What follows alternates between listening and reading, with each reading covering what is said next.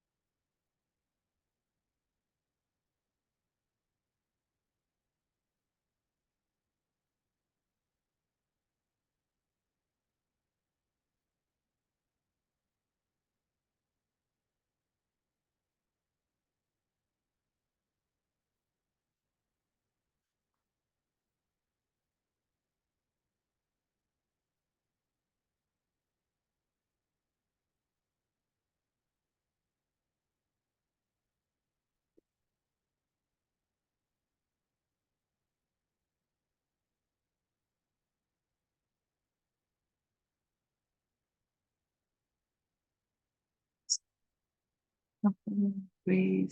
You got it. Just gonna read it.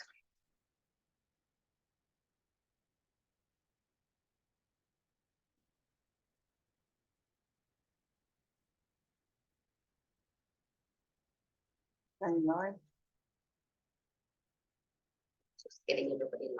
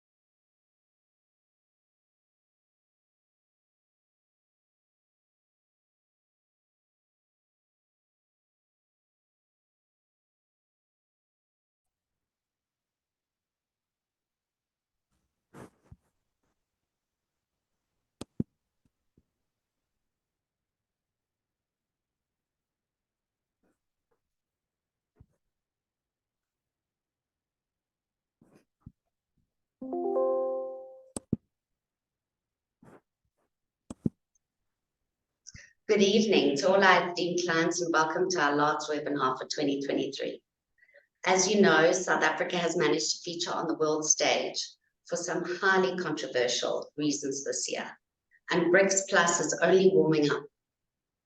This year has been eventful in different ways to 2022, and with local and USA elections coming up next year, 2024 is bound to be primed for excitement as well. My name is Vicky de Jong. I'll be your host for this evening, and I'm one of the fund managers and a director at Financial Fitness. So as always, we are extremely fortunate to have two industry experts lined up for you this evening.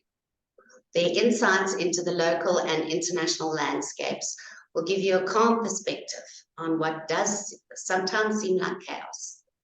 Please feel free to ask questions in the Q&A box during the presentations. Our first speaker this evening is Mr. Kevin Lings, and he is the Chief Economist for Stanlib, with over 30 years experience, and among many achievements is also the author of a fantastic book titled The Missing Piece.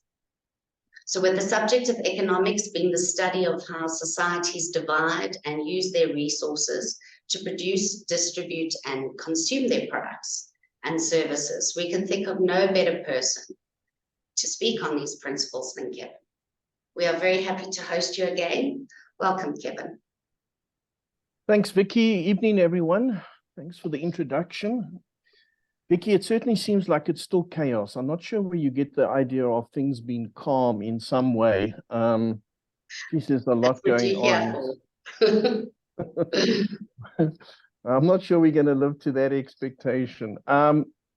So let me put up my presentation, and then I'll explain what we're going to discuss this evening. Just give me a sec here.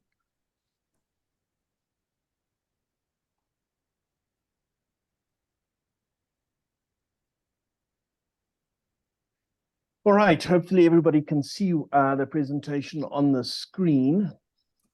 So what we're going to do, I'm going to chat for about 30 minutes or so, more or less. I tend to talk a little bit longer time than I'm allocated for some strange reason. I don't really know why, but works out that way.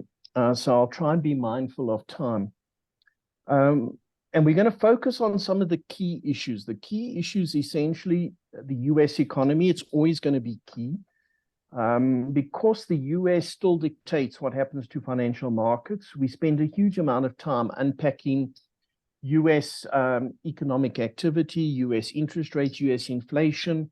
I probably spend more time looking at the United States than I do South Africa, and that's bizarre, right?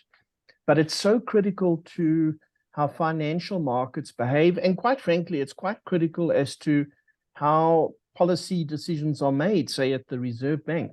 Reserve Bank is very aware of what the US is doing in terms of interest rates. So we'll spend some time looking at the US.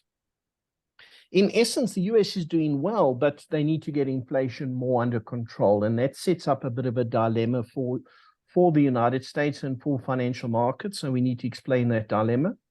And then we'll look at South Africa. I've included I went and I found some positive stuff, believe it or not. So I've included some positive stuff towards the end of the discussion. So otherwise, there's a tendency to just kind of beat up on South Africa. There's no shortage of information to be negative about South Africa. But I'm not convinced that that's all necessarily helpful. I think we need to understand what's going wrong, and I think that's fairly evident, and we need to understand some of the implication of what's going wrong. But I also think we need to understand what the solution is. It doesn't mean that government's going to implement the solution, but we need to at least understand what the solution is, and then we need to understand whether any progress is being made in making changes. And I think there is some progress being made, and I'll try to give you a sense of that. Please, if you want a copy, I use quite a lot of charts, so if you want a copy of the presentation, we can forward it to you. I wouldn't stress about that. So if you want any of the information, it's certainly freely available. I would rather just kind of sit back and listen to the essence of what we're trying to put across here. Okay, so over the last 2 years, maybe slightly shorter than that, but let's say 2 years, the world has been fixated on inflation. Every presentation that you put together, every time you listen to any sort of global economic conference, any major discussion on the world economy, and it generally would include a discussion about inflation, not the most exciting topic, but it's become absolutely critical. And what's become critical is obviously getting inflation under control.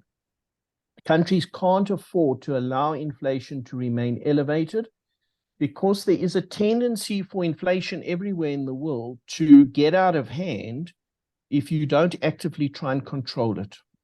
Inflation by its nature is very seldom stable once it starts to accelerate. You need to bring it down to a level that is generally single digits, low single digits. Then there's more chance that it's stable, especially if there's an inflation target associated with the level. And then inflation expectations change or get embedded around that. But if you leave inflation alone and you do nothing about it, geez, it gets out of hand. And there are a couple of countries. Turkey jumps to mind. Turkey's inflation rate got to almost 100%. Did some really bad policies. Argentina, the current inflation rate, when I looked, I don't know if the numbers come out this week, but last week it was 113%. Inflation in Argentina, 113%. It can get out of hand very quickly. So world inflation got to just over 9%. That's way too high. If you look at the historical numbers, they tend to be around about 2% or thereabouts, and most major countries have an inflation target of 2%. So you've got to get this number down to 2% in essence. And there's a lot of progress that has been made, right? If you look at global inflation, it's come down all the way to 4-point-something%, but it's not there yet. And central banks can't afford to look at this and say, well, we're kind of there, we're close, we can start to cut interest rates, we can start to stimulate the economy. They can't do that. They've got to ensure that inflation is down at 2%, make sure that it's reached the goal, and then, yes, then you can start to relax interest rates and you can get an economic upswing. But for the next, let's say, for the next 6 months, the next 12 months, I think what you're going to find is global interest rates stay high. There are a couple of countries that have started to cut. Brazil's cut, Chile's cut, Uruguay's cut. A couple of countries have cut rates recently, but it's very few. And in general, the major economies are going to keep rates elevated well into next year. So the US, like this world inflation number, the US has made progress, right? So let's look at the US inflation number. It got to just over 9%. If you look at the purpley line, the burgundy line got to just over 9%. That was way too high. They've got a target of 2%. And now it's come down and it sits at around 3%. And you can make an argument that 3% is damn close to 2%, but it's not 2%. And you can't, as the Federal Reserve, you can't say, oh, well, 3% is close to 2%. Let's call it quits. We got there more or less. You can't do that. You've got to get inflation down to that 2%. And then, yes, once you're at that level, you can adjust policies, or when you are sure that you're going to be at that level, you can adjust policies. You don't have to wait until you're at 2% before you cut rates. You can cut rates before then, but you've got to be confident that inflation is going to 2%. And right now, the Federal Reserve is not. And in addition, their core inflation number, which is the bluish line on the screen, that number's too elevated. It's the underlying inflation rate, and they watch that very carefully, and that number is just way too high. So these numbers, both these numbers are going to get to 2%, and when they get to 2%, they'll ease interest rates, and obviously that will help the US economy, it'll help the world economy. Interest rates in the US have gone up dramatically in a very short period of time. Now, what stands out about the interest rate cycle, I think, is the speed at which they've hiked rates. Not absolutely the level. The level is kind of similar to previous peaks, certainly the highest they've had for some time, but it's not that high relative to the long-term history. But what is different is the speed at which interest rates have risen. And the speed has come about because the central banks made a mistake. They didn't understand that inflation was becoming a problem. They misjudged it. Initially, when inflation started to go up, the major central banks thought it would be transitory. They said as much. They used the word transitory. So initially, they did nothing about it. They left interest rates alone. They thought the inflation rate would dissipate. Then it became clear, oh, no, this is becoming a problem. And at that point, they realized, geez, we've got to push rates up. But they were behind. And so they had to rush. They had to rush to get interest rates up to a more appropriate level. Of course, when they did that, they called that front loading. Bizarrely, they said they were front loading interest rates. What they really meant was they were catching up. And so now they've caught up, right? They've hiked rates very quickly. The difficulty with that is that interest rates work with a lag.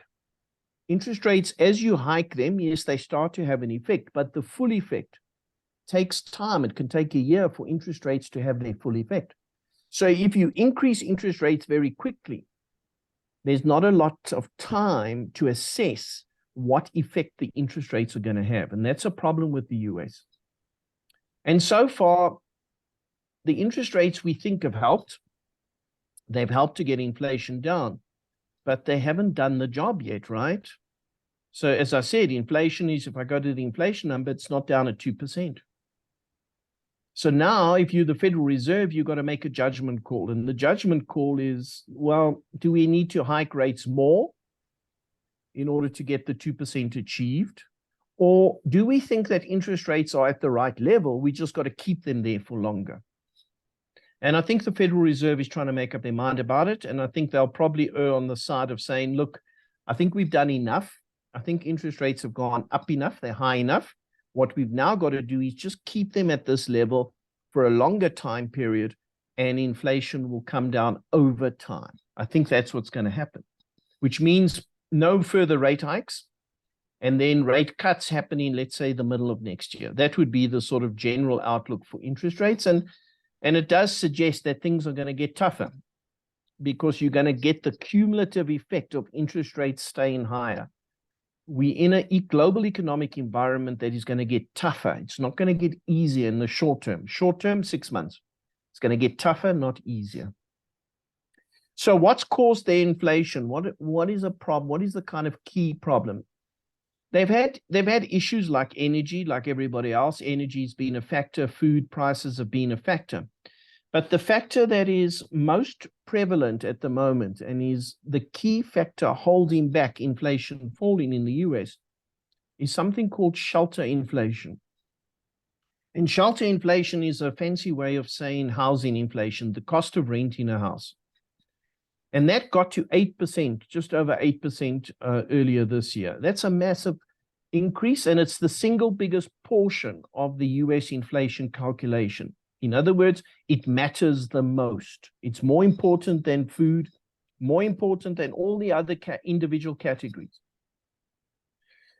So what pushed shelter up? What pushed shelter up was really just because huge demand for housing, and housing prices went to a record high. And because housing prices went to a record high, many people then struggle to afford a house. And when you're struggling to afford a house, you've got no choice. You have to rent a house. And so you demand more housing in terms of rents, and it pushes up rents.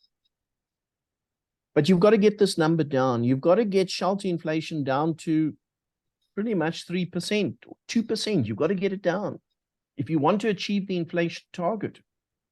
So how do you get shelter inflation lower? You've got to hurt the housing market.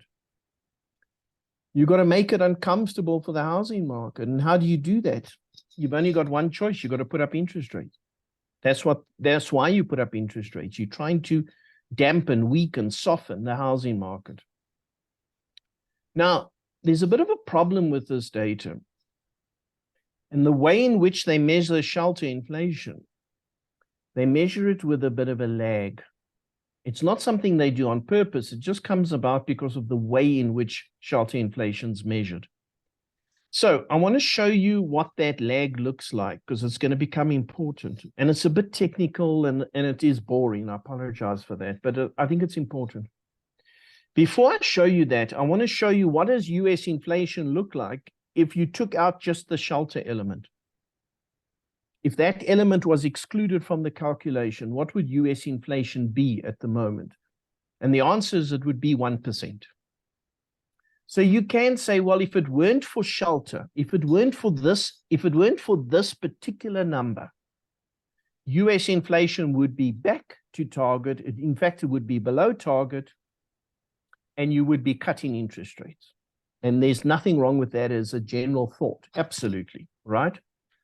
Except, of course, it's not.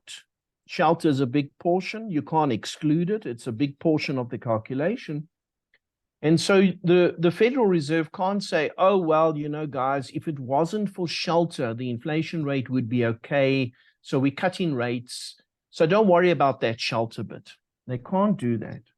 So they have to ensure that shelter comes down. Now, when you look at the shelter inflation, as I say, it gets measured ultimately with a lag. But there is private sector data that does the same job. So there are private sector surveys of shelter inflation that are much more up to date. So let me show you what that number looks like.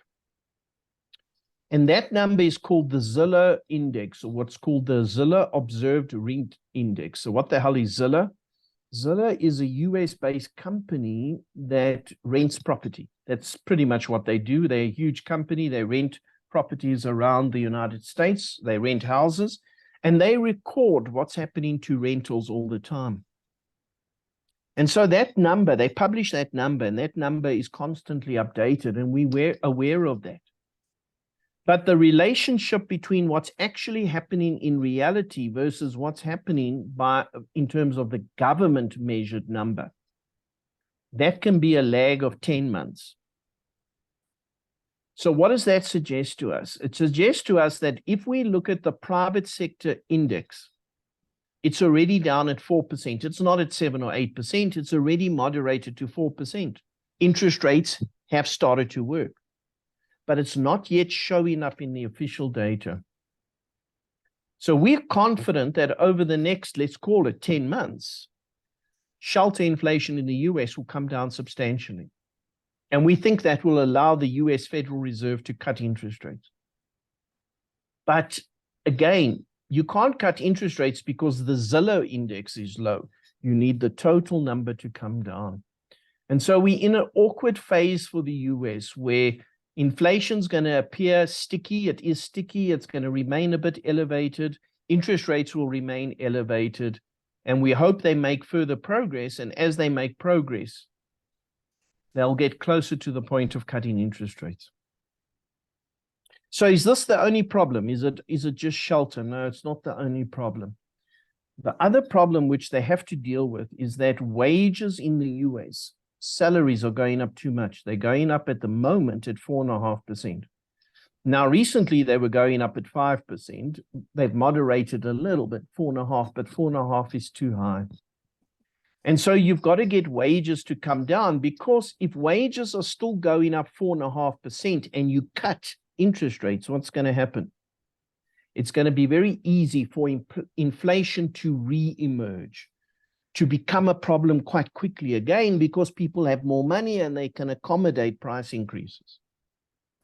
So to give inflation more durability once it's lower, you've got to get wages down. How far have you got to get wages down? Probably to around 3%. You don't have to get them to 2% because there's a productivity gain the US enjoys, but you've got to get wages down from the 4.5 to 3%. So how do you get US wages lower? You've got to hurt the labor market. How do you hurt the labor market? You've got to increase interest rates. So the message is very clear. Progress has been made, but not enough.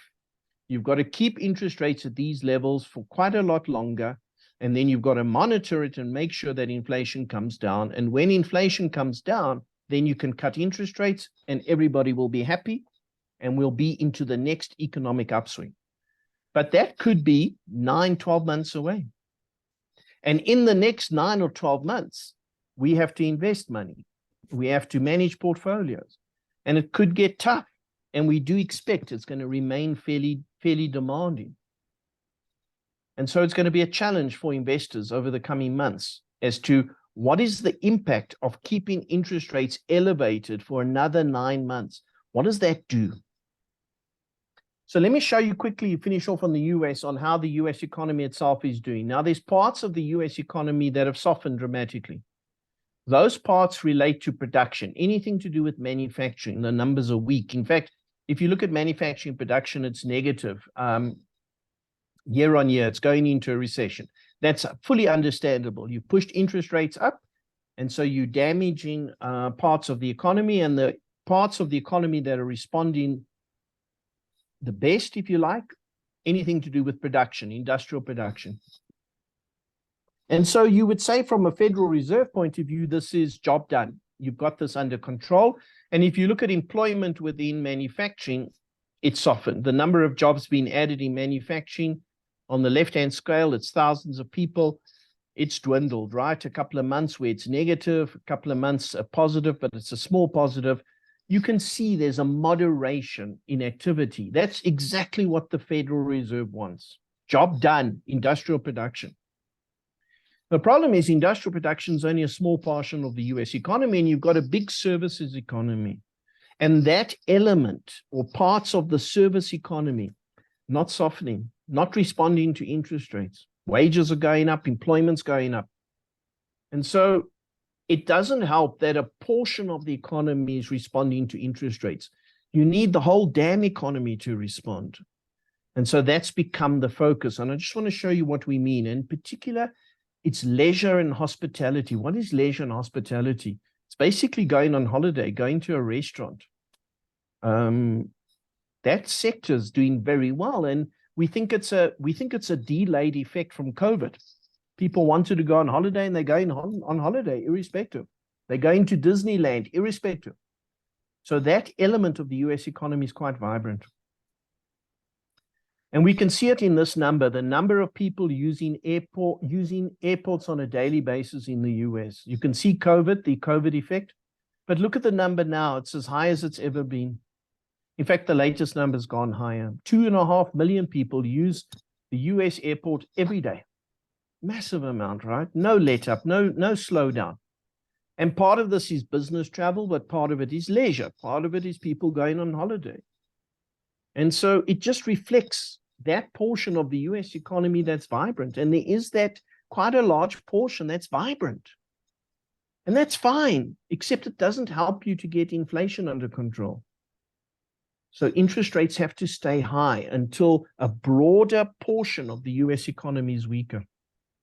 So look at employment in the services side of the US economy, employment in private sector services. The number kind of softening, right? But geez, it's still good. They're still creating over 100,000 jobs a month. That's a very decent outcome. So the portions of the US economy you would say are behaving okay, are behaving according to what you would expect when you put up interest rates, but there's a big portion that's not. And so the Federal Reserve, again, has to wait. They have to keep rates elevated and wait for the broader economy to weaken, for the key sectors to weaken, for wages to come down, for housing to come down. And then when it's all under control more fully, then you can cut rates and you go into the next upswing. The risk for investors is that keeping interest rates elevated for another 9 months, it can do damage. It can do more damage than you expect.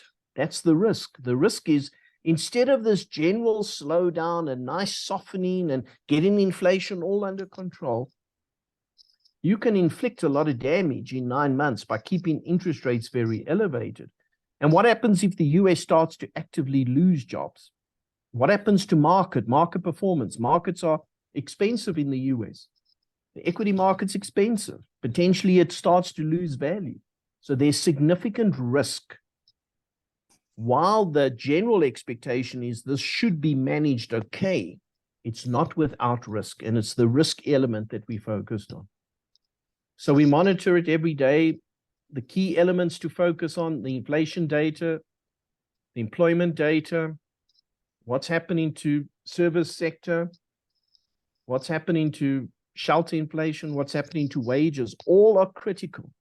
And hopefully those numbers all soften gradually over the next 9 months and allow interest rates to be cut.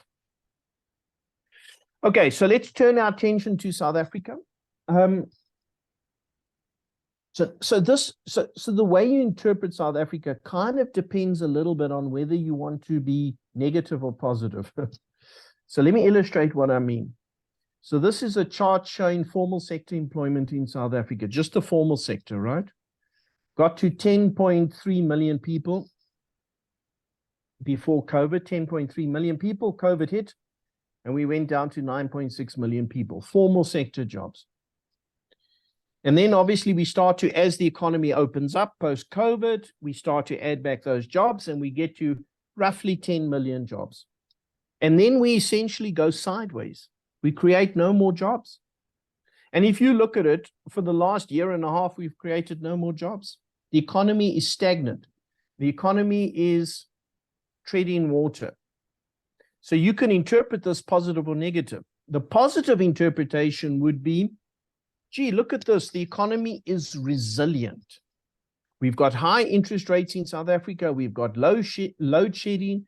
We've got very low business and consumer confidence, yet we're steady in terms of employment. It's not getting worse. It could have been worse. That would be one argument. And then you would say, gee, the South African economy is resilient.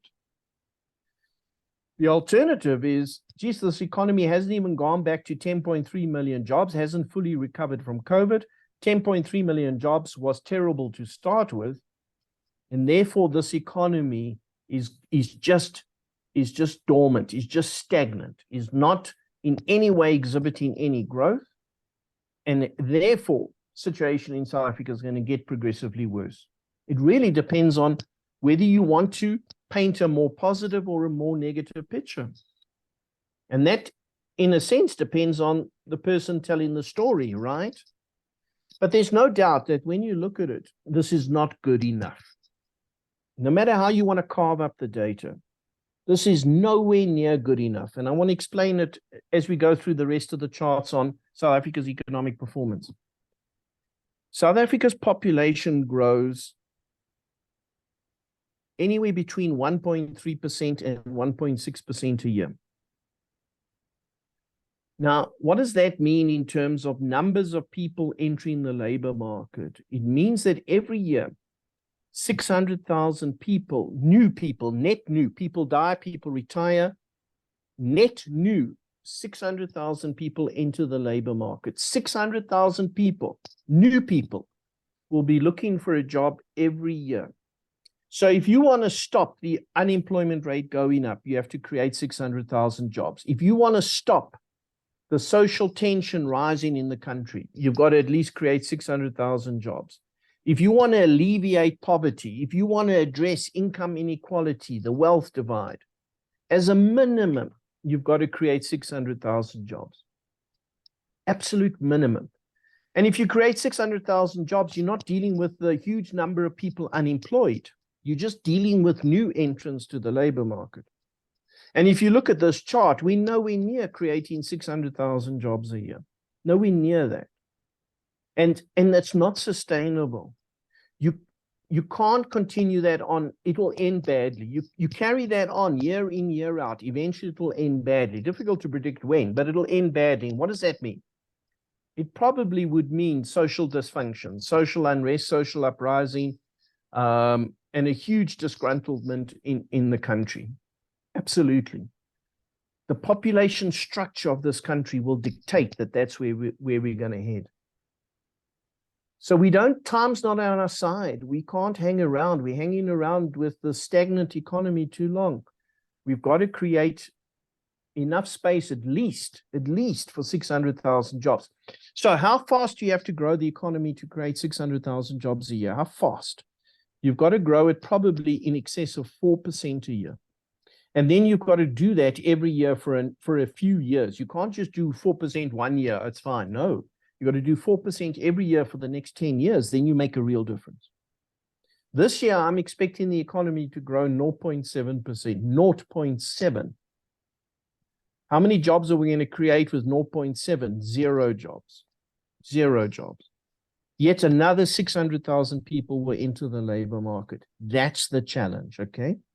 And we need to find a solution to that challenge within the next 10 minutes.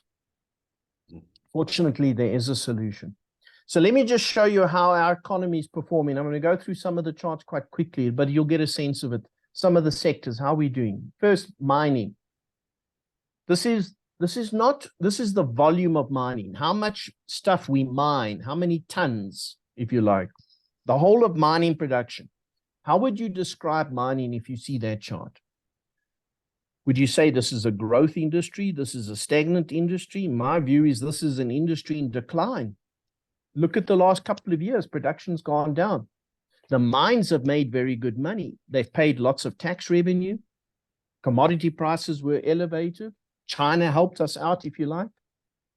But what matters is, are you mining more stuff? Do you have more mines? Are you employing more people? No. Stagnant. Why?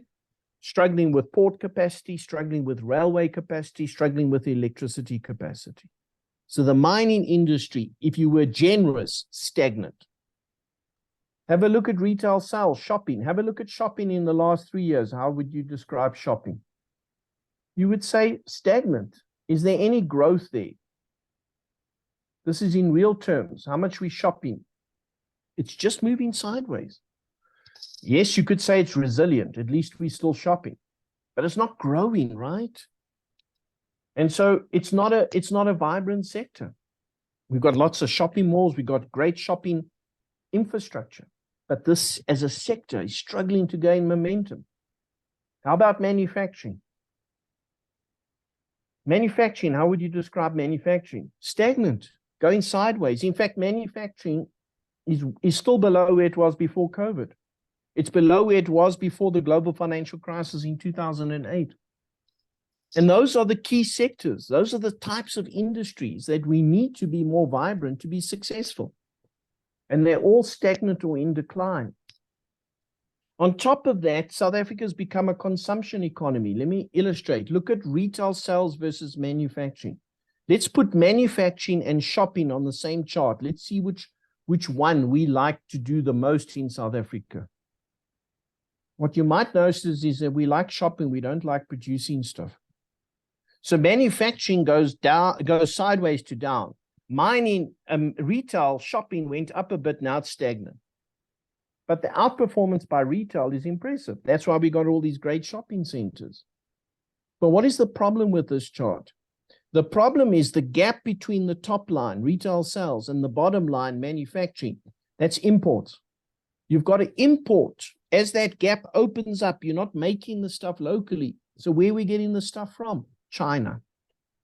So we run big trade deficits. We import a huge amount. China loves us, obviously, but it's not helpful for growth.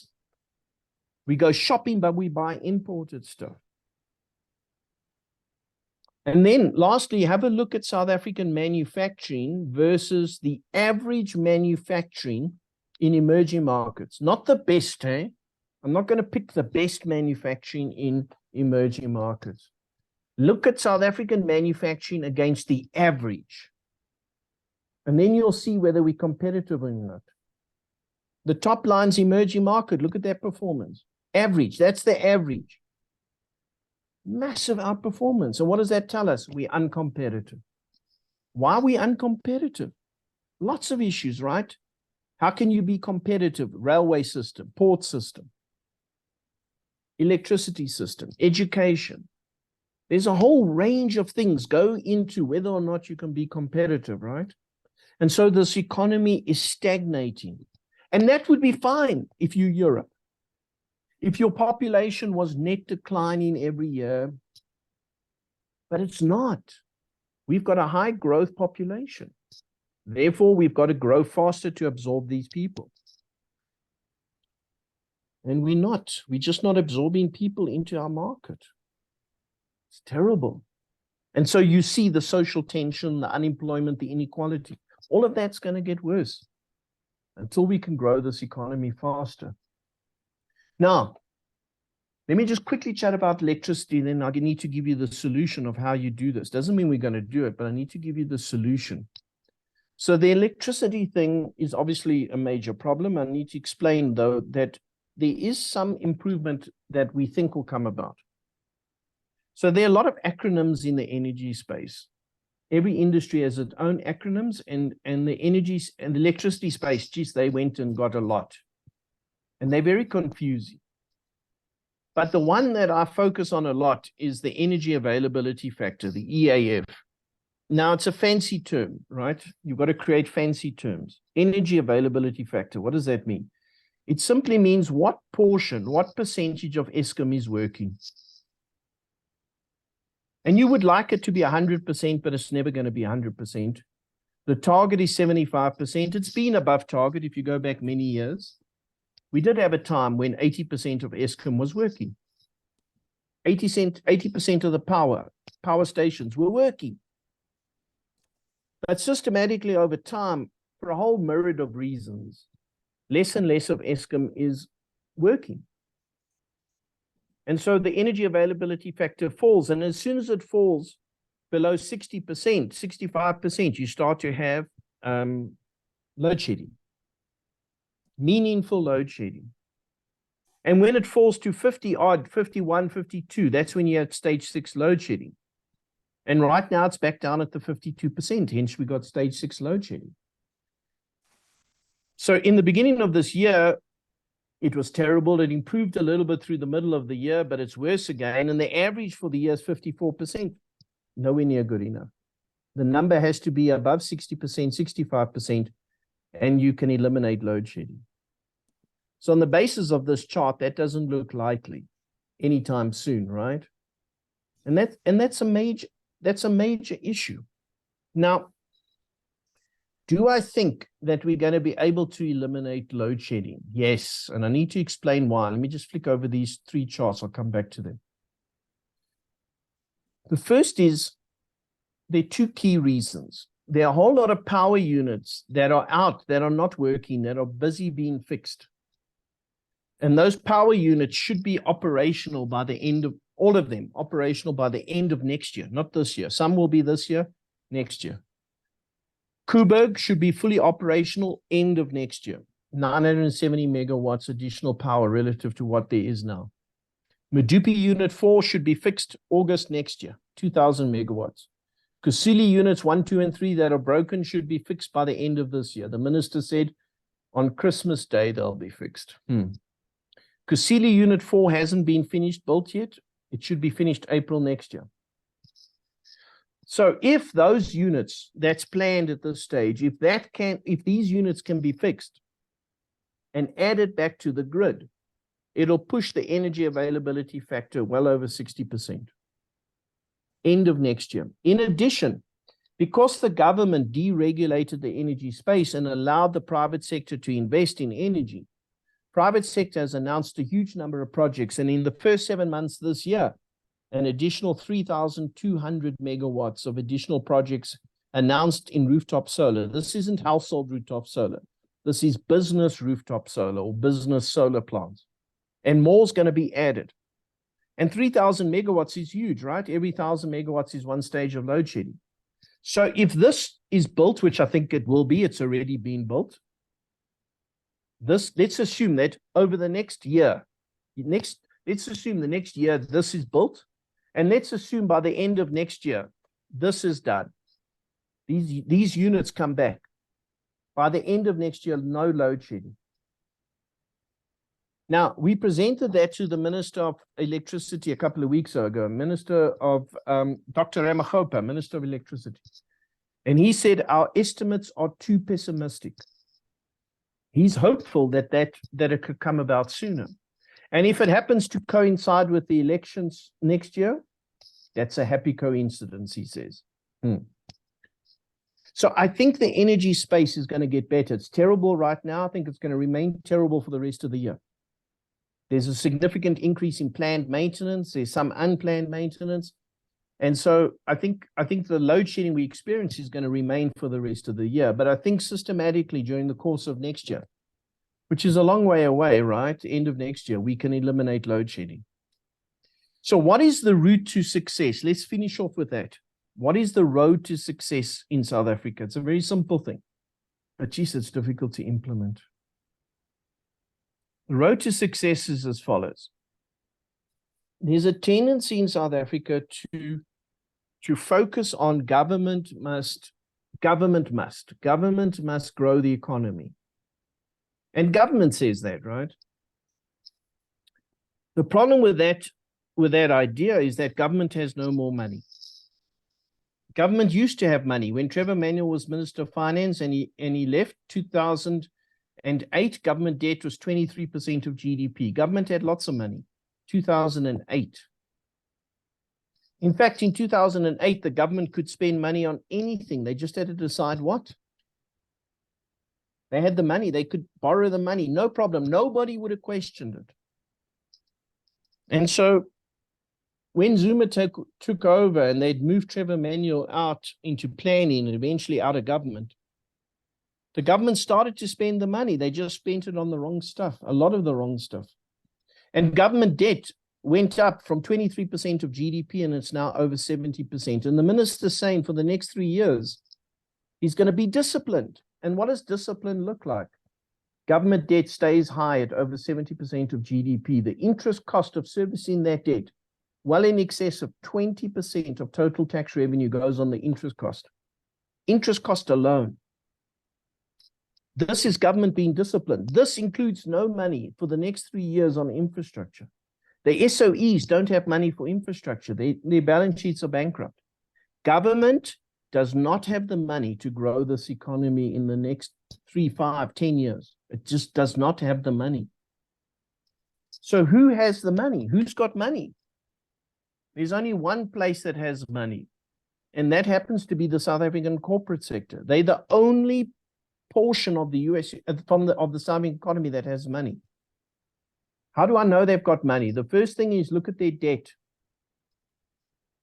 South African corporate debt is a share of GDP, one of the lowest in the emerging market world, one of the lowest in the world.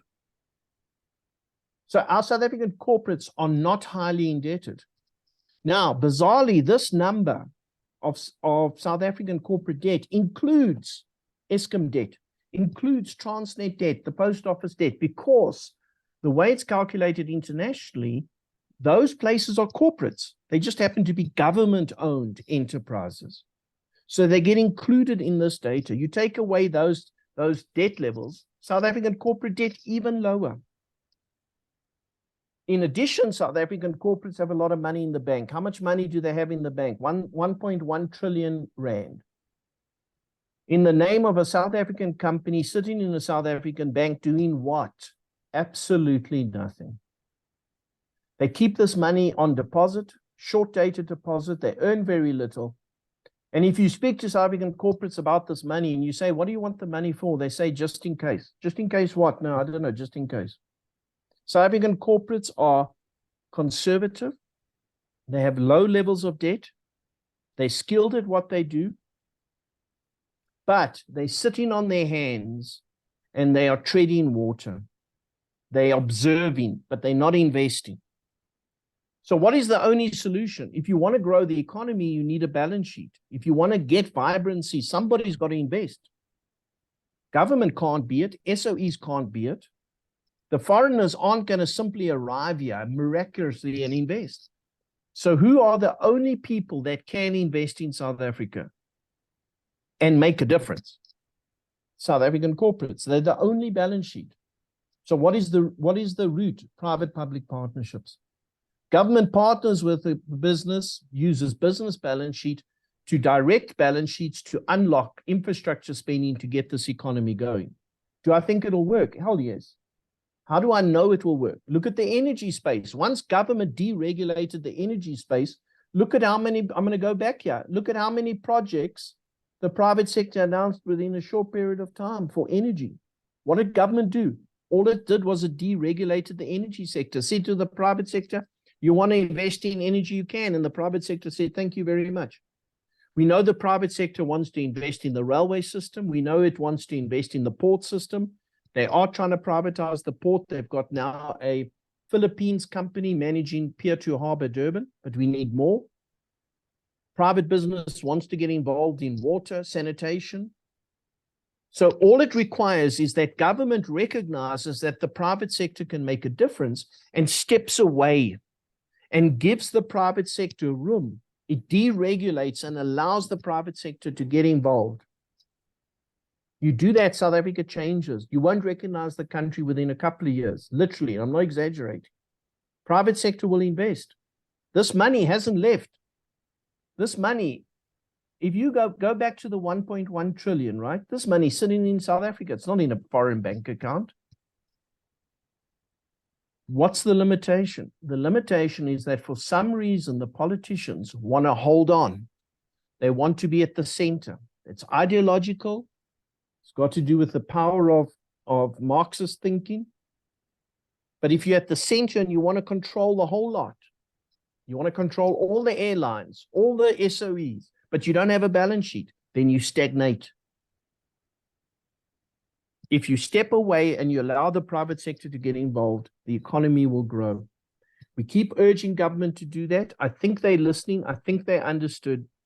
There are some movements in that direction that are encouraging. The deregulation of the energy sector, encouraging. Allowing a Philippines company to manage Pier 2 Harbor, Durban, encouraging. We need to see more of that. The more we see of that, the more deregulation, the bigger difference it would make. Government has appointed a team within the president's office to do exactly this, and they're making progress. Slow, but they're making progress. And that's become a key focus. And the more we do that, the more we stand a chance of lifting the growth rate, not to 1 or 2%, but to 4 or 5%. Just quickly on inflation, I think it comes down. I think I've got inflation now staying in the target for the rest of the year. That's good. That's good for bond markets.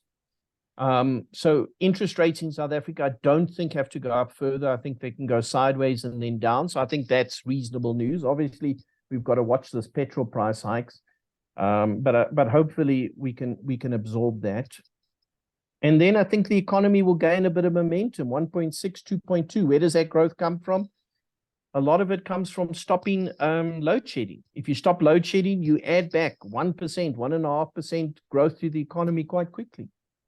But I need to leave you with the last thought. Even if we achieve the growth rates that I've got on the table, 1.6, 2.2%, it's not enough because it won't create 600,000 jobs. Cast your eye in the chart back to the years 2004, 5, 6, 7. 2004 to 2007. Look at the growth rate South Africa achieved. 4.6, 5.3, 5.6, 5.5. In those 4 years, South Africa created almost 2 million formal sector jobs. It was a golden era for South Africa. We've got to go back to that, look at what we did right, and replicate it. It's achievable. There are moves to try get us in that direction. Slow, but there are at least acknowledgements. But it's the only real way that South Africa can get the growth rate it requires. It's got to unlock the private sector corporate balance sheet and get that balance sheet to work. You do that, you change this country. Thanks a lot, guys. Hope that makes some sense. That's all from my side. Thank you so much, Kevin. It started off certainly with quite a lot of chaos there, but I'm glad it ended off on a better note. Thank you. The question that I wanted to pose to you from what's come through on the Q&A is, with the BRICS Plus and the new countries joining, is there going to be any significance to corporate investment from those new BRICS partners that can assist in the solution you were talking about? We're a little bit skeptical, right? I don't think it's a big uplift. BRICS so far, if you look at, this was the 15th summit, right? So in effect, it's been around for many years. And we looked back at it and we said, in what way has BRICS helped us so far? And geez, you really struggle to see any meaningful benefit out of BRICS. The additional members, it's a mismatch of countries. They themselves, Argentina is struggling. Ethiopia is unbelievably small. There's not a lot out of most of the countries. They would be looking individually to what they can get from China. So we're not convinced that it is a significant uplift. I don't think it's harmful. I don't think it's necessarily a hindrance. I think we've just got to be careful about losing our neutral bias or neutral stance, in other words, that we're seen as being anti-West, because the BRICS group is more and more seen as an anti-West organization. That's how it's been interpreted. And so we've got to be careful of what that means. I would certainly think that South Africa should adopt a very neutral stance between China and the United States. And maybe, just maybe, there are a couple of deals that we could put in place with some countries and get a little bit of an uplift. But it's not, I wouldn't look at BRICS and then change my forecast to the upside. No. Thank you. Thank you so much for that, Kevin. Positive or negative, depending on what perspective you want to take from the chat. You have provided us with some thought-provoking insights. So thanks for joining us. Sure, pleasure, hey. And now to try and put a positive spin on the most interesting subject that's going around, and it was touched on in Kevin's presentation as well, as the negative effect of interest rates. And hopefully with our next speaker, you're going to be able to see some of the positive upsides of the interest rate cycle that we're in at the moment. And so we have a number of fund managers who are in the area of the income fund space. And we have selected Rowan Williams-Short to speak this evening for a number of reasons. He is from Vunani Asset Management, and he has had a very long 34-year career in equities as well as in the income fund space. We've held his MyPlan Enhanced Income Fund since April 2016, and we are very pleased that one of his accolades is that he has recently won a Raging Bull Award for this fund.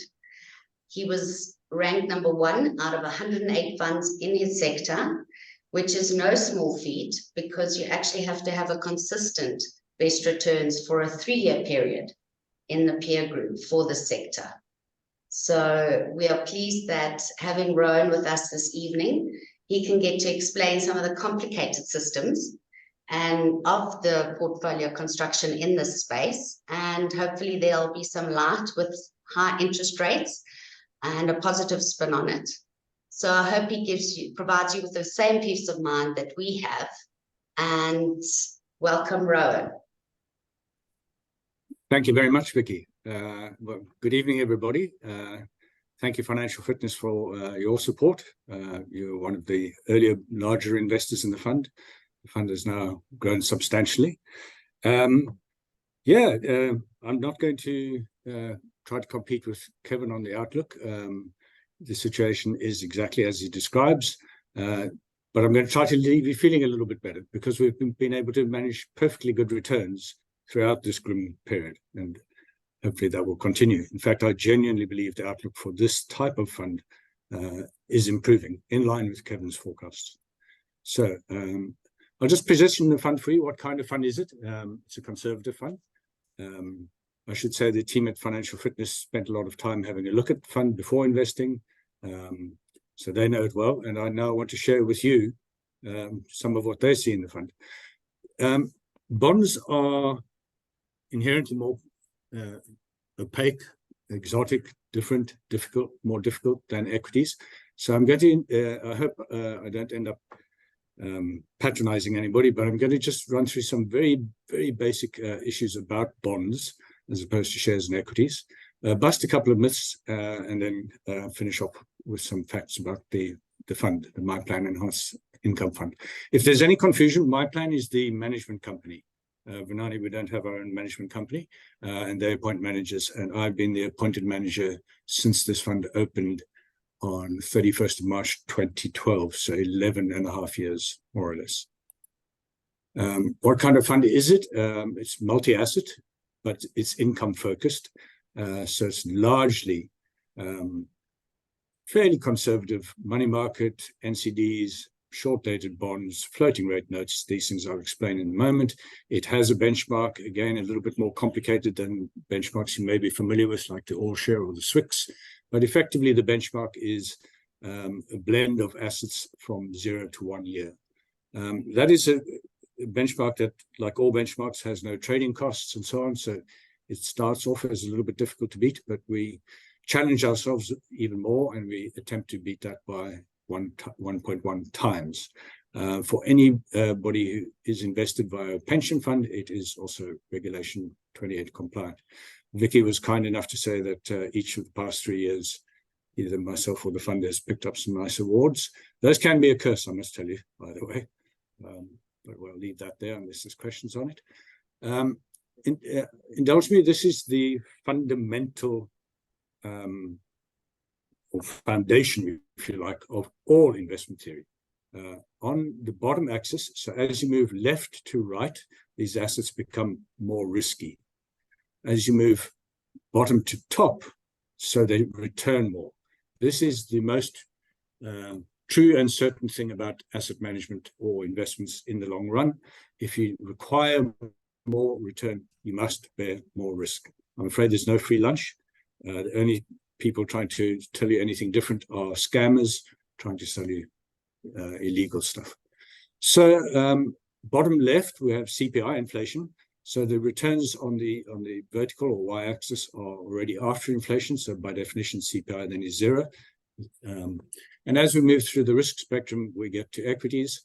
On that line, that curved line, you see cash. Cash is very conservative and therefore not very risky and not very high returning. Our industry, Kevin's firm, my firm, we can offer you funds right across that spectrum. This evening, we're talking about a low-risk fund.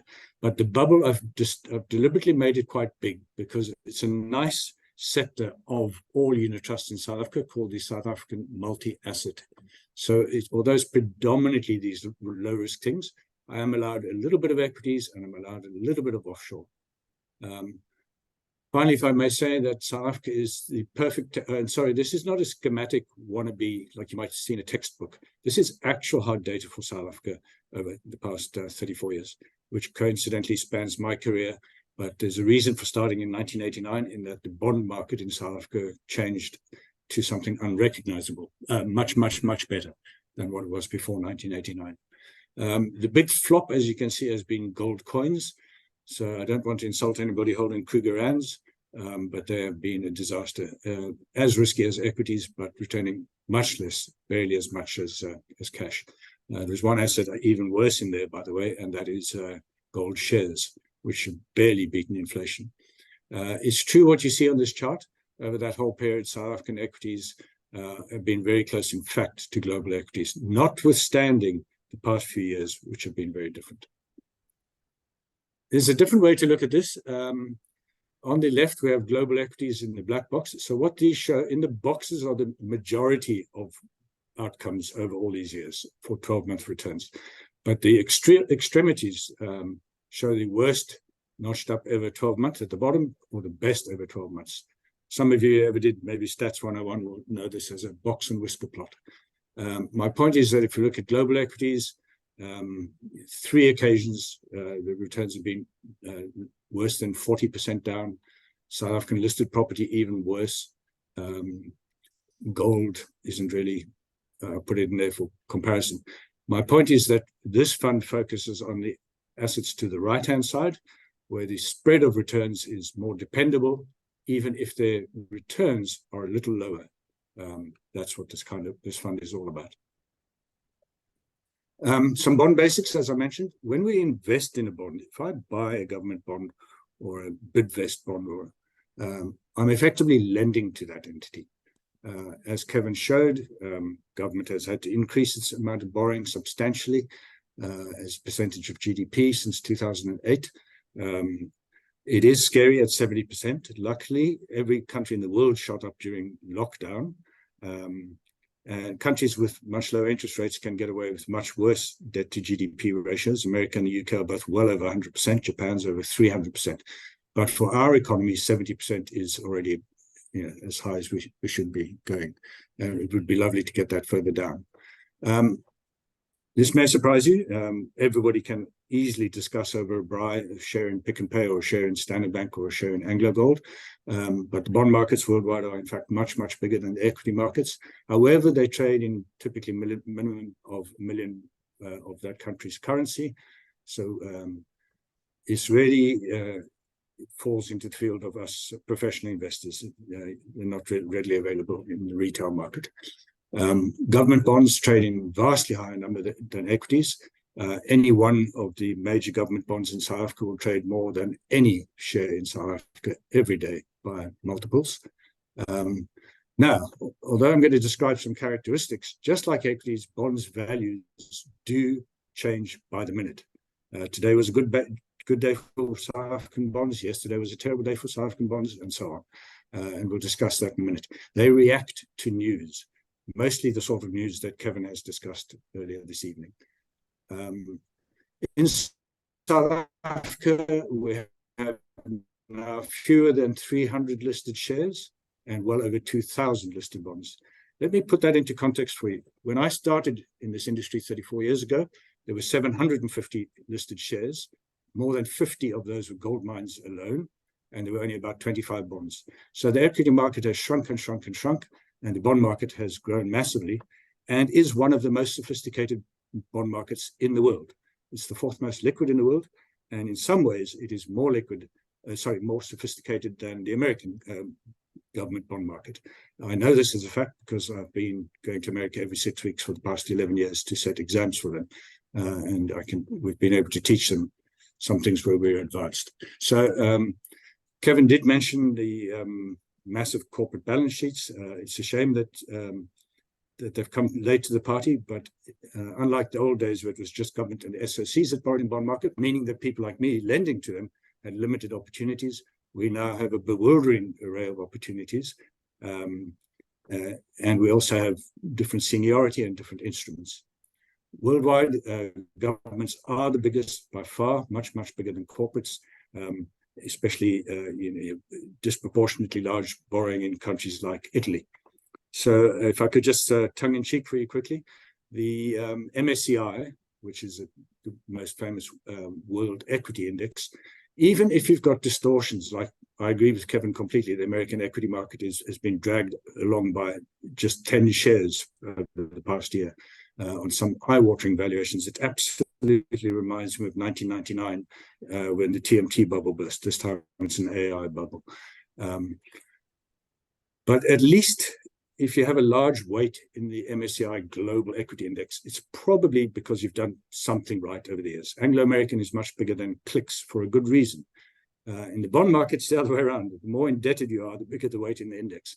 So it's the WIGBY, which South Africa was admitted to not that long ago, long after we were eligible, and then expelled from, not much longer after that as well, is probably the dumbest index in the world for an investor to follow. After government, SOCs are also big borrowers. What's in common with governments and SOCs, they cannot list equity. They're not a Pick and Pay or a ShopRite. It's impossible to list a government. Therefore, for them to raise cash, it can only be done in the bond market, not the equity market. Banks are these days obliged to borrow in the bond market to comply with something called Basel III regulation for all banks worldwide following the GFC. And then in South Africa and worldwide, more and more corporates are also raising capital. If you need to raise capital to sink a new gold mine, a shaft for a gold mine, it is no longer necessary to depend only on the equity market, which is where the JSE started, by the way, in 1895. You can now raise that capital through bonds, and there's entire textbooks and master's courses in corporate finance on which is optimal at any given time, equity or bonds. So what is a bond? It pays a fixed rate of interest, which is set in advance, and it repays all capital on a fixed date. It's a very highly structured legal contract. The difference between your mortgage bond and these financial market bonds is that we can trade them all day long. You can't buy and sell your bond to your neighbor 100 times a day, but I can buy and sell a government bond in billions every day. We began some 10 years ago or so also issuing floating rate notes, and they look even more like your mortgage in that the interest rate paid to investors like ourselves changes every quarter, more or less in line with the repo rate, by the way. And they also repay capital on a fixed date. Now, as I said, bond yields change constantly. Here they are in South Africa since 1990. As I say, there's a good reason to discard all bond data prior to 1989, late 89. And high bond yields go hand in hand with high inflation and other fiscal problems. So this is almost a mirror image of one of Kevin's slides, where we had a fantastic bull market. As bond yields fall, so the prices, the capital values are going up. And you can see there that sort of bottoms out around about the same sort of period, 2008-9. And then as our deficit has widened and our debt to GDP has grown, so our bond yields have gone up. If it so far seems to be just mirroring all the bad news, the fantastic news that I want to share with you, if I leave only one point this evening, this bond market in South Africa is highly sophisticated. We are aware of those problems Kevin has so astutely pointed out. These are known to bond investors. And so we're pretty good at pricing them in. Other than shocks like firing your a really competent finance minister, or the world suddenly going into lockdown. Obviously, you can't price for those. But most of all, we're very adept at pricing for even bad situations, which is why this fund has been able to perform despite the underlying economic conditions. So the essence of a bond is that when its yield rises on the x-axis, moving left to right, when the yield rises, the price falls, and vice versa. If you move right to left, when the yield falls, the price rises. On top of that is not a linear relationship. It is a so-called convex relationship. If anybody on the call still remember Maths 101, first year calculus, this is very basic. It's the first and second partial derivative. If you prefer to think of it as an economist, it's the elasticity of price to yield. But anyway, I just put this up as bond basics. We factor every minutiae of this curve for every single bond in the portfolio, every minute of every day. We've got it all under control. Some myths busted. This one, I feel that when I speak to audiences, is the single most thing I'm accosted with by my own family and friends. So I'm going to put up a slide you all know and probably can recite the numbers.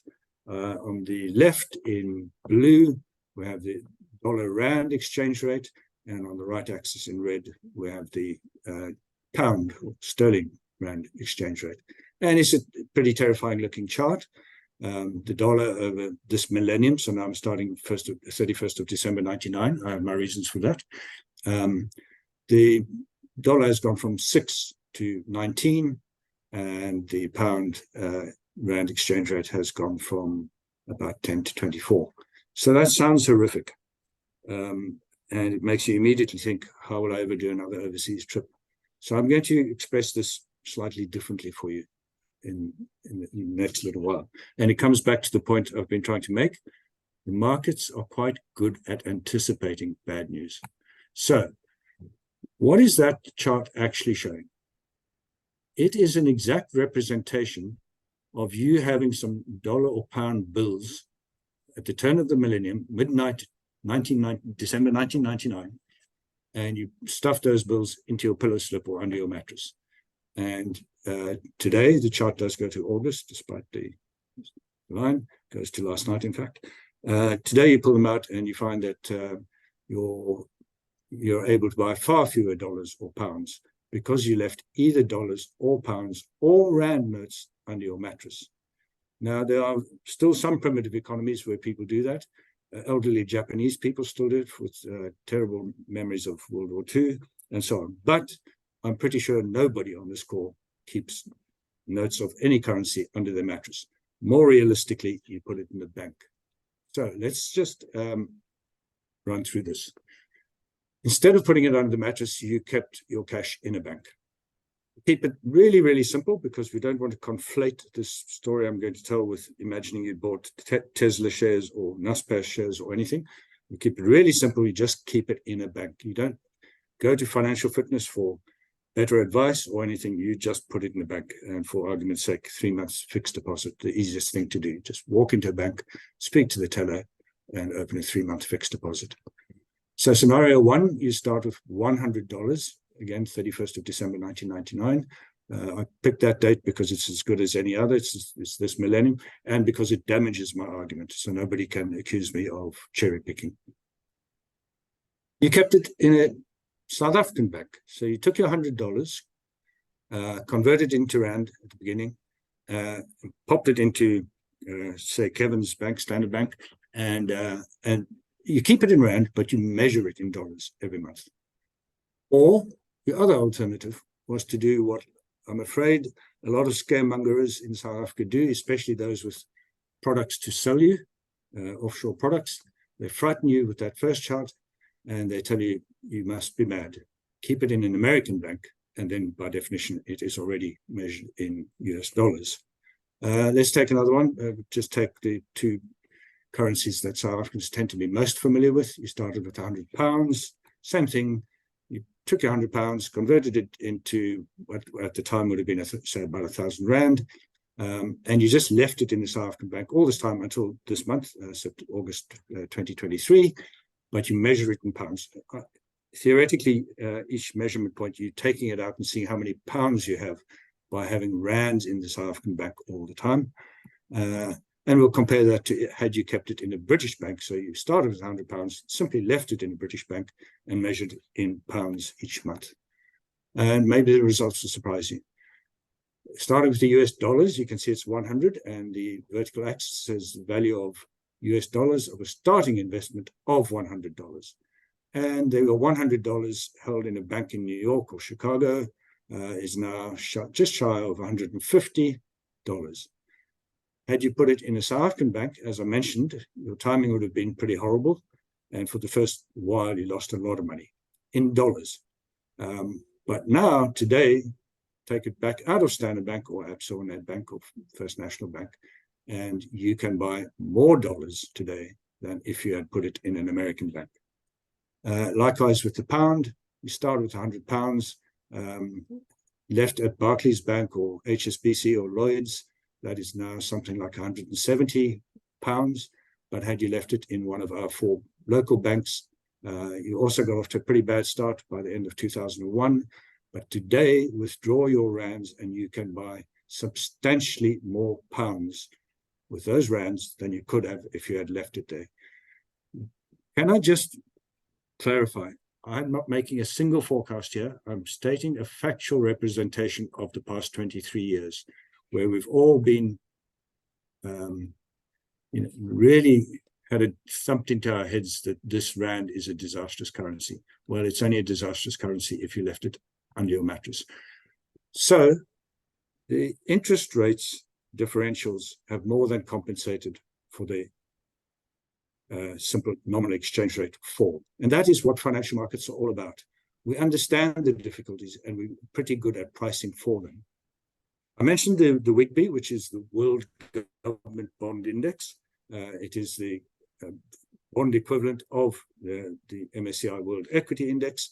And once again, you may think, why bother? And I must say, Jim has challenged me on this several times, and I've batted him off. Why would you put money in the South African bond market where you're lending to, by and large, the South African government, but also the SOCs, also the banks, and also the corporates, when you could rather invest in Deutsche bonds or French bonds or Italian bonds or American, Japanese, and so on. So we will compare those two as well. So the two black lines are both in rands. Had you 23 years ago invested in South African bond market, that is the solid black line, your 100 rand would now be worth approximately, sorry, the solid black line is developed market bonds, the WGBI, World Government Bond Index. Solid black line, your 100 rand is now worth about 600 rand. But had you kept it at home and put it into the South African bond market, it's worth over 900 rand. The exact mirror image of that is you started with $100 and you put it into the South African bond market. That's the stippled red line. And alternatively, you said, I don't want to touch South Africa, or for that matter, most emerging markets. I'll put it in developed market bonds, and that is the solid red line. Once again, you've done far better, whether in rands, measured in rands or dollars, by having it here. That is because we've done well at pricing for these risks. Nobody, and least of all me, is arguing that South Africa has been more stable, better managed. Not at all. I agree with everything Kevin said there. But the financial markets have priced these in. By the way, if any of you are mathematicians, you might instantly realize that despite appearances there, the ratio of the black stippled line to the black solid line is exactly the same as the ratio of the red stippled to the red solid. Okay, so Kevin has given a masterclass on the inflation problems we face at the moment. I'm going to give a slightly different perspective. I have no reason to differ with his expectations, but what I am going to point out is that inflation is horrifically difficult to predict. It's just beyond us human beings to predict it well in advance, and I have the evidence here. So the gray bar is the Reserve Bank's target, which did come in at also this millennium, 3 to 6%. It's quite a generous target, really. I mean, that's quite wide. And then the black line is the consensus economists' forecast. So you can see that it's pushed 12 months to the right, which, if I may say, economists tend to call leading. It's actually lagging. And the blue line is the 2-year out forecast, which is pushed, therefore, 24 months to the right, meaning that the actual inflation rate, ideally at any given time, sits on top of the black line. and I'm afraid it bears no resemblance. Nobody could have seen the soaring inflation in 2002, which in itself was a pure consequence of the plunging rand the year before, 2001. Whenever you have a blow-off in inflation, the so-called base effects kick in, and it comes tumbling down a couple of years later. So we can see there in 2001 to 2002, inflation really high, peaking over 12%, coming smashing down to almost zero by 2003-04. But the forecast at the time was for about 6. And then just as it did come plunging down, there was kind of catch up. Oh dear, my forecast was so bad. Let me push it up. Meanwhile, it was already going down. A similar episode over the GFC. And let's move to where we are today. We got off fairly lightly. You saw in Kevin's charts that the US and the UK peaked at about 9%. The UK still got a big problem with inflation. It's worse than the American situation. But ours shot up as well. And so we hit around 8% middle of last year. At the time, the forecast from 1 year before was for inflation to be about 4%. What I find behaviorally interesting, behavioral finance is just a fancy word for psychology in financial markets. Having missed been unable, for very good reason, I'm quite sympathetic to it, for very good reason, not having seen the spike in inflation coming. When we were at 8, it was supposed to have been 4. It's now tumbling down, but a year ago, people thought it would be going up now. So unfortunately, in fact, the forecasts lag the reality instead of forecasting the reality. So in the funds I manage for Jim's and Vicky's clients, you guys and others, I try to take this into account and be very wary of how difficult this is to forecast. The reason we'd love to know inflation is that, as mentioned earlier, I'll leave aside a different class of bonds called inflation-linked bonds, but normal bonds, because they pay a fixed rate of interest and a fixed and your capital back at the end, inflation is the worst thing that can happen, and disinflation is the best thing that can happen. However, because the price that you pay for it varies by the day, it is being adjusted by the day for these expectations. I don't want you to leave feeling unpatriotic today about how difficult it is to forecast South African inflation. So let me show you how much worse it is with American inflation. There, even more heroically, the so-called Society of Professional Forecasters attempts to make 10-year forecasts, and that's the black line, so it already goes to 2033. As far as I can see, they didn't come to the office at all for at least 15 years between 2007 and 2030, because they just left the forecast at a little over 2%, 2.25%, and a little bit. And meanwhile, the inflation outcomes when the 10 years rolled around looked something completely unrecognizable to the forecast. Again, what I find quite funny now, having missed that spike in 2022, you go out to 2031 and they start changing their forecasts made in 2022. They changed the forecast for 2032 to reflect what was happening at the time. And just the same for 2033, the forecast is coming down as the reality is coming down in 2023. So there's quite a lot of psychological stuff going on there. For the record, same for Bank of England itself.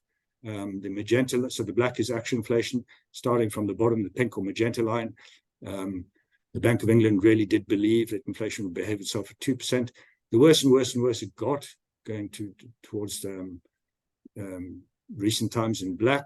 So the forecast changed and changed and changed to reflect what had just happened, not what the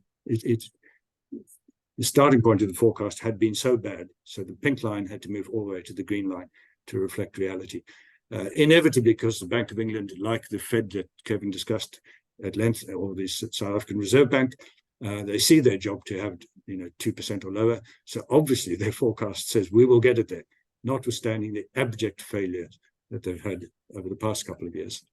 So what were the big stories of the past 18 months? Russia invades Ukraine. I put it to you, totally unforeseen.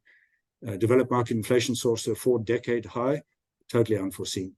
There was a day late last year where at 0.2% miss on the previous day's forecast of US inflation caused a mini bull market, which means by definition, even that hadn't been foreseen. From a South African perspective, the Lady R fiasco has been big story this year, specifically for the bond market and the rand. So I try to manage the fund by disabusing myself that I have much ability to foresee the future, because in common with the rest of the world, I failed completely to see these three events. That did not mean that the fund could not perform to your expectations. Let's have a quick look at South African interest rates. So I think Kevin has dealt with this adequately. The inflation rate in red, the repo rate, which is what the Reserve Bank controls, in blue. And just like all other countries, if we move to recent times, the poor old Monetary Policy Committee of the South African Reserve Bank, like the Fed, like the BOE, like every central bank in the world, from Australia to Germany to America, failed to see the inflation coming, was too slow to react, and then got a fright and pushed up interest rates really, really fast. They paused at the last time, so the end of the blue line is flat, and it seems to me they've done enough already. The red line is tumbling down happily. And the same in the US. All I've done is take two charts that Kevin had as well, but put them on the same chart. The Fed was in disbelief. They used that infamous word transitory. Quite embarrassing, really, to get it so wrong. And even as inflation was already soaring, they just lived in denial and then panicked and hit the brakes hard, sending the blue line up. And as we speak, inflation is coming down. I wish I'd said it myself, but I heard somebody else saying, I'm not sure who it was. Central banks were part of the cause of the inflation problem that we have, especially in 2022, and now they must be part of the cure. I would not be personally the least bit surprised, in the same way that they missed it and started reacting too late, that they will now be seen in a year's time to have overcooked the necessary measures to bring it down. Okay, that's basically saying, yeah, things are being tough. The environment has not been very favorable. Inflation has been high. The repo rate was slow to react, and so on. But as long as we appreciate that that's going on, my job is not to eschew risk. My job is to price risk. And as long as I can find assets which correctly or even over anticipate the bad news, then we should be okay. So this is rather nice. Thank you, Vicky, for the kind words. I think it's the only fund of the 118 that can say it's first quartile over all pairs. By the way, if you see these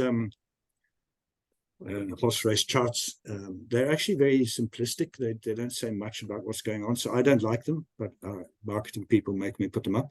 So the deal is this: I agreed to put up the chart at the top, and they agree with me to promise to put that big warning. Warning, these charts are deeply flawed and past is not prologue. Nonetheless, it has been a good period, and financial fitness clients, as Vicky said, have enjoyed a lot of it. You might notice one change from all the charts you see. They normally go the other way around: 1 year, 2 year, 3 year, 4 year, up to 10 year. I deliberately start 10 year and go 9.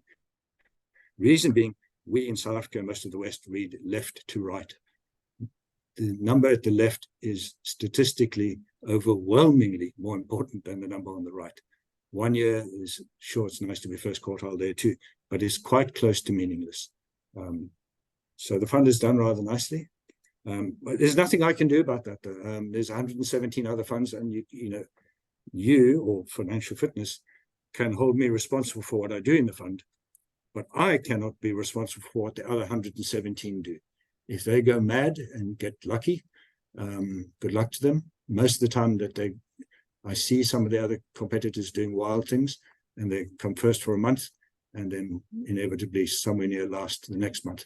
By the way, although this fund has this track record, in all 11 and a half years, which is what, 137 months, it has never come first in 1 month. And I really, really feel proud of that, because it's always some cowboy who's coming first in 1 month. By the same token, it has never come last in 1 month either. But this is more important, because this I can control. So as mentioned at that first slide, this is deliberately a low-risk fund. I'm not trying to compete with NVIDIA shares or Naspers shares, because if you need that kind of exposure, Financial Fitness will put you in that kind of exposure. This is the sort of steady Eddie money. Nonetheless, it's done far better than it should as steady Eddie. So the fund opened March 2012. I will never, ever, on ethical principles, cherry pick a performance period that looks suitable. I will only ever show from inception to latest. So that's the inflation in South Africa. What cost you 100 Rand in March 2012, I'm afraid to say it now costs you 180 Rand. So at the minimum, even your conservative investments like this one, you do want to beat that. The good news is, even if you just kept it in cash, okay, I'm being a little bit generous. It's what we call wholesale call money. It's difficult for you as individuals to do, but it's pretty easy. You would have been ahead of that. That is purely a function of the Reserve Bank's monetary policy. There's no skill in a money market unit trust having. If you had rolled over, it's almost every 3 months, but if it's pretty much, if you rolled over 3 months fixed deposits all the time, you would have done better. And so now you're quite well ahead of inflation. If you had this blend of 3, 6, 9, and 12-month fixed deposits at all times in a certain ratio, you would have done better. Your 100 Rand would now be worth 200 Rand, and you'd be more than 22 Rand real money up.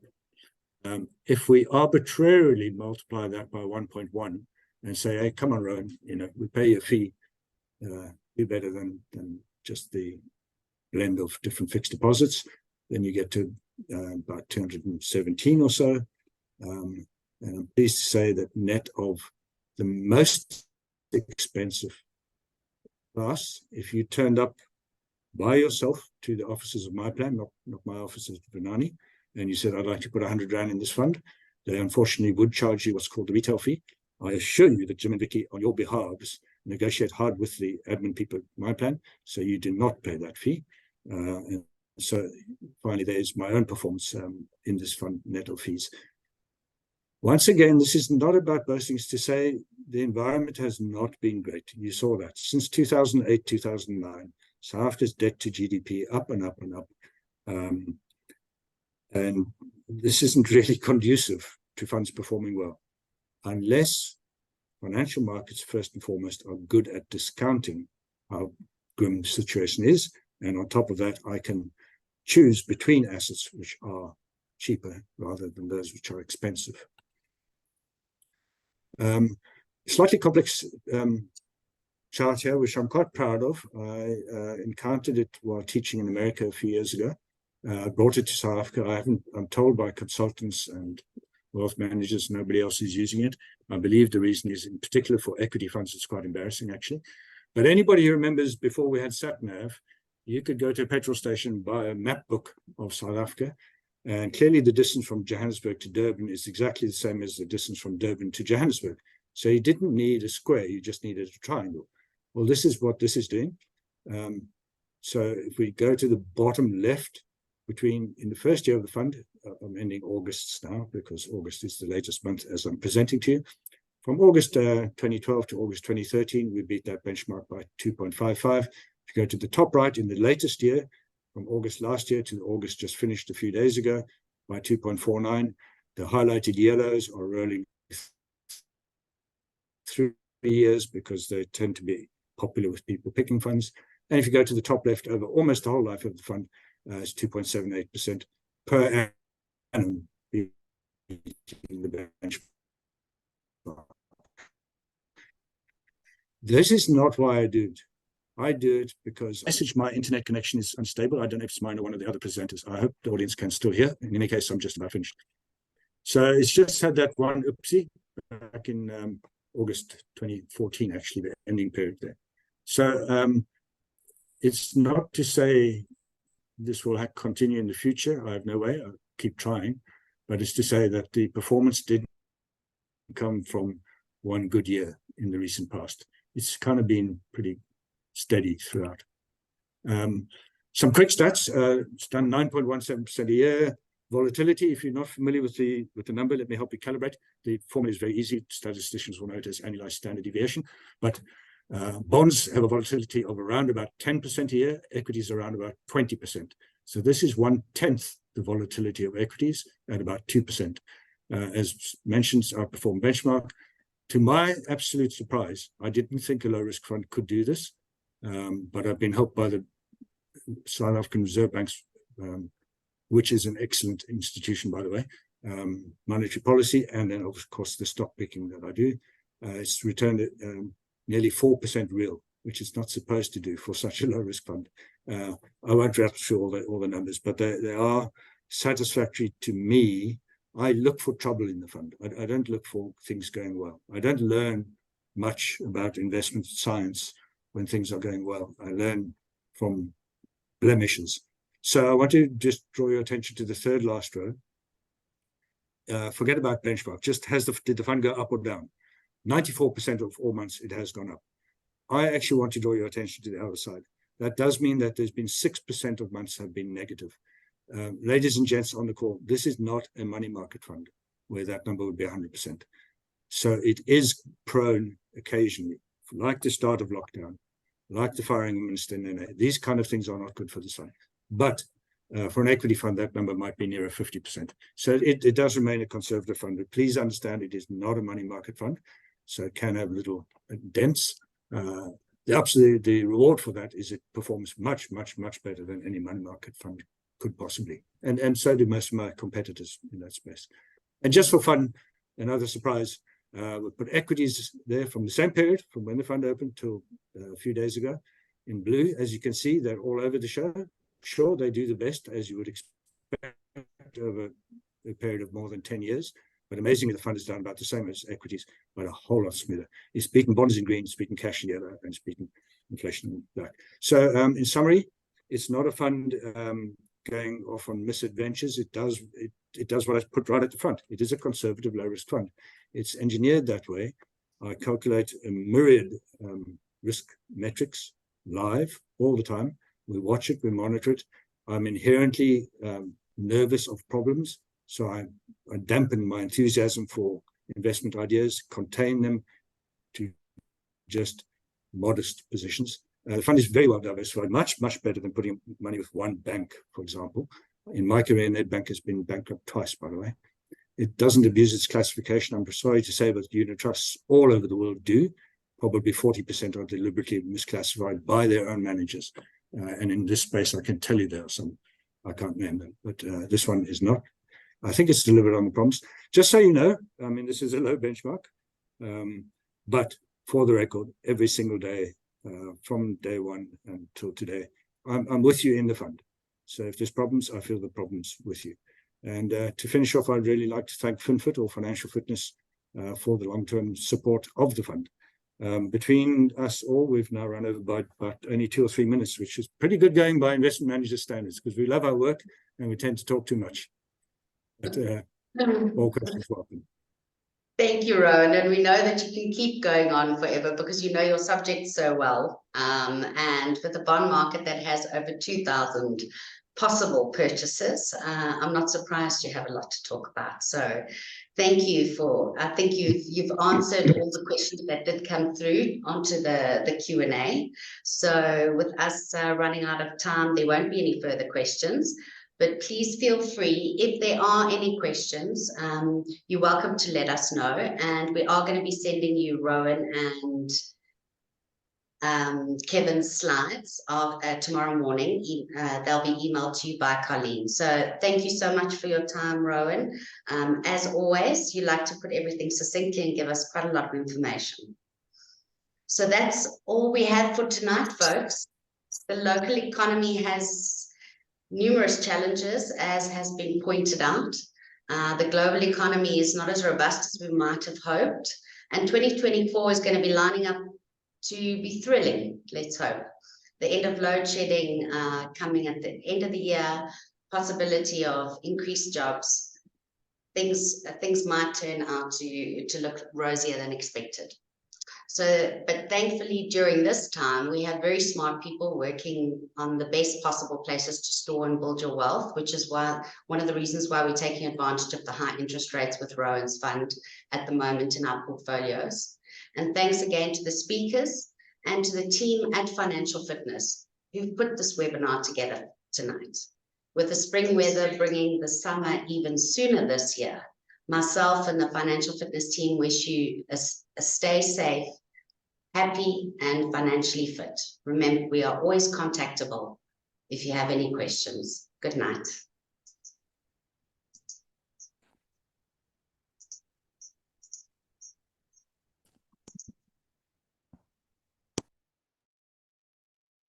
Thanks again, Vicky. It was a pleasure. Thank you so much, Rowan. It was always lovely to hear you, and I hope you enjoy the rest of your evening. No chance of that. I'll be working. I've got tons to do this evening. But also, Okay. if I may say, lucky you. Speak for yourself. There's no sign of spring here. It's freezing. We've got 31 degrees here today in Joburg. Well, we don't. Okay. Enjoy it. Thanks again. Thanks. And Bye. give my regards to Jim. I hope he gets well soon. I will do. Thanks. Bye.